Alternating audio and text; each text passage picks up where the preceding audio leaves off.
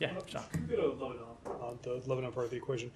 Maybe just to begin with a couple of specific things. I know yesterday, in response to a question, I think from Michelle, you said that you couldn't talk about the Daily Telegraph report, whether it was factual, whatever. Is there anything more you can say about that, whether there is a finding that Hezbollah is doing? No, I can't speak to it in detail, and that's a matter that we take extremely seriously.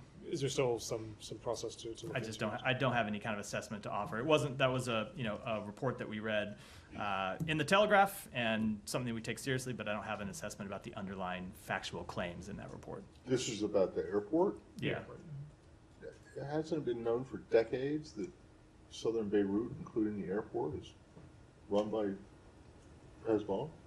It's a different question than what was in the Telegraph report. if they're storing weapons. Yeah.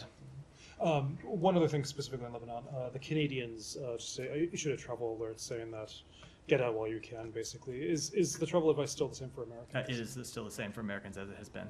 Okay, no plans. I mean, obviously, It's something we always review and update based on matters on the ground, but it's something that hasn't changed. Sure. And a bit more broadly on Lebanon, both the Secretary yesterday in your readout and Defense Secretary Austin today were talking about the importance of diplomacy in Lebanon, raising this with Defense Minister Gallant. What's your assessment on that right now? I mean, do you think that there's, are we headed to a larger conflict in Lebanon?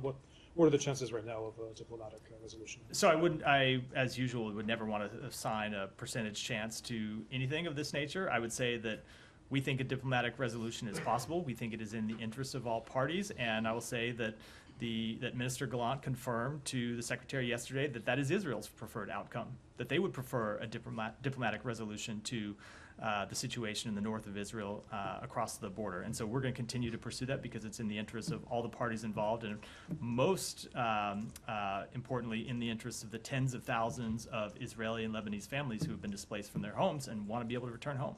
You said that Gallant indicated that they want a diplomatic resolution.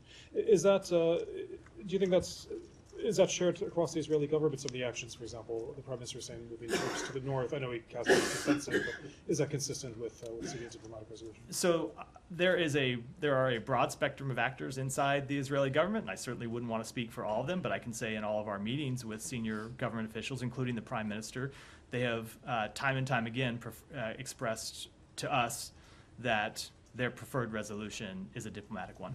Sure. I have a few non-Middle East things.